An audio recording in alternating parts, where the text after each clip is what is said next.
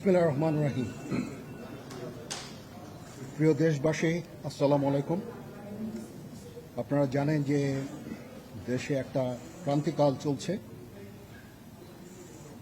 আমি সমস্ত রাজনৈতিক দলের নেতৃবৃন্দকে এখানে আমন্ত্রণ করেছিলাম। ওনারা এখানে এসেছেন। আমরা একটা সুন্দর আলোচনা করেছি।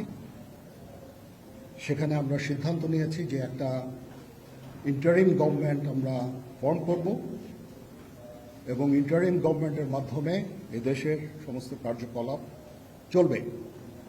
আমরা এখন মহামান্য রাষ্ট্রপতির কাছে যাব যে এই ইন্টারিম গভর্নমেন্ট ফর্মের ব্যাপারে ওনার সাথে আলাপ আলোচনা করে আমরা একটা ইন্টারিম গভর্নমেন্ট ফর্ম করে দেশ পরিচালনা করব। আমি আপনাদের কথা দিচ্ছি, সমস্ত হত্যা, সমস্ত অন্যায়ের বিচার আমরা করব।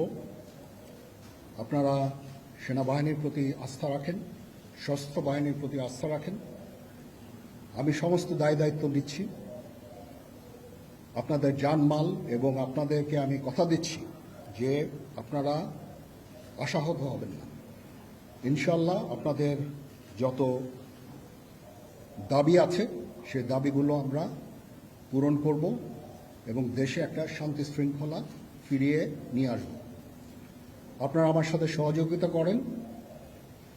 দয়া করে আর এই ভাঙচুর, হত্যা, মারামারি, সংঘর্ষ এগুলো থেকে বিরত হন।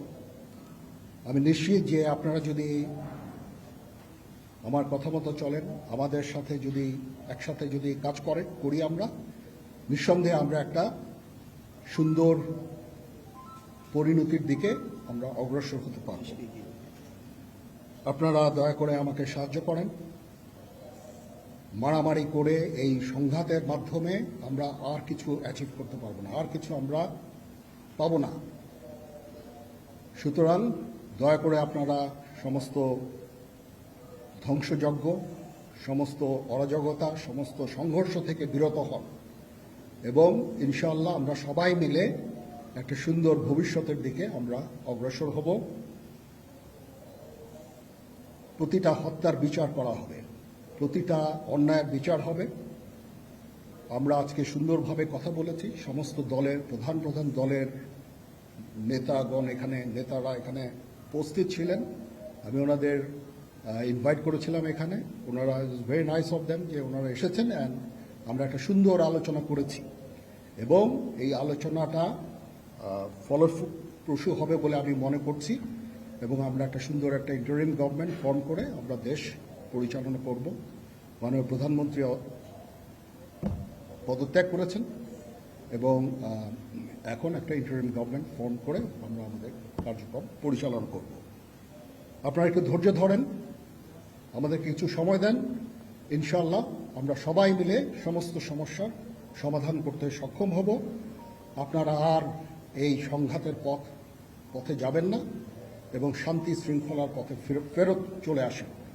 আমাদের দেশের অনেক ক্ষতি হচ্ছে, অর্থ সম্পদের ক্ষতি হচ্ছে, জানের লোকজন মারা যাচ্ছে। তো এগুলো থেকে আপনারা বিরত হন এবং আমাদের সাহায্য করেন। আমি সমস্ত দায়িত্ব নিচ্ছি, আপনারা আমাকে সাহায্য করেন। সবাইকে ধন্যবাদ। আল্লাহ হাফেজ।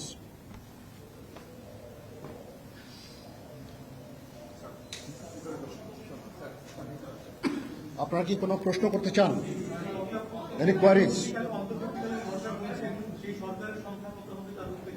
এখনো এটা না, এটা খুব আর্লি স্টেজ। আমরা যাব মহামান্য রাষ্ট্রপতির সাথে যে আলাপ আলোচনার মাধ্যমে এটা আমরা করব। আজকে এখানে জামাতের আমির ছিলেন, আমাদের বিএনপির শীর্ষস্থানীয় নেতৃবৃন্দ এখানে ছিলেন, জাতীয় পার্টির নেতৃস্থানীয় নেতৃবৃন্দ এখানে ছিলেন এবং সুশীল সমাজ এবং এখানে ডক্টর আসিফ নজরুল উনি নিজেও ছিলেন এখানে এবং উনি আমার সামনেই উনি সমস্ত ছাত্রদেরকে একটা সুন্দর বার্তাও দিয়েছেন এবং আমি আশা করি যে ছাত্ররা সেই বার্তা শুনে ওনাকে সবাই শ্রদ্ধা করে, ছাত্ররা শ্রদ্ধা করে, ওনার এই বার্তা শুনে তারা এই পরিস্থিতি নিয়ন্ত্রণে নিয়ে চলে আসবে এবং আমরা একটা সুন্দর একটা পরিস্থিতির দিকে আমরা এগিয়ে যাব ইনশাআল্লাহ। এখানে আওয়ামী লীগের কেউ ছিল না, না আওয়ামী লীগের কেউ ছিল না। হ্যাঁ, আজকেই, বিকজ আমাদের এই সময় নাই। এটা একটা বিশেষ একটা পরিস্থিতি। আমরা আজকেই যে এই পরিস্থিতি, এটা একটা আমরা একটা নিয়ন্ত্রণ নিয়ে আসবো। সেনাবাহিনী শান্তি শৃঙ্খলা বজায় রাখার কাজ চালিয়ে যাবে এবং আপনাদের সবার দায়িত্ব, ছাত্রদের দায়িত্ব, রাজনৈতিক নেতৃবৃন্দ এবং রাজনৈতিক কর্মীদের দায়িত্ব হচ্ছে সেনাবাহিনীকে সাহায্য করা। এবং আপনারা মিডিয়ার মাধ্যমে আমাদেরকে এই যে একটু আমাদের সাহায্য করেন, সুতরাং আমরা তাহলে এই পরিস্থিতি নিয়ন্ত্রণ সহজেই নিয়ে আসতে পারব। না, যদি জিনিসটা শান্ত হয়ে যায় তাহলে আর কারফিউর কোনো প্রয়োজন নাই, কোনো জরুরি অবস্থার প্রয়োজন নাই, কোনো কারফিউর প্রয়োজন নাই, কোনো গোলাগুলির প্রয়োজন নাই। আমি আদেশ দিয়ে দিয়েছি, সেনাবাহিনী কোনো গোলাগুলি করবে না, পুলিশ কোনো গোলাগুলি করবে না।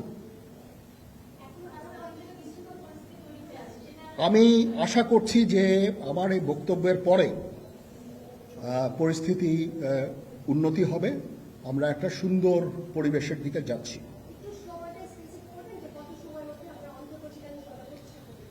আমরা এটা না, আমি আজকে রাতের মধ্যে একটা আমরা সলিউশনে যাওয়ার চেষ্টা করব, বাট আমাদের হয়তো 2-1 দিন সময় দিতে হবে। এটা আমরা এখনো, এটা টু আর্লি। আমরা যাচ্ছি যে আমরা কথা বলবো মহামান্য রাষ্ট্রপতির সাথে, আমরা একটা সুন্দর সলিউশনে আমরা পৌঁছাবো।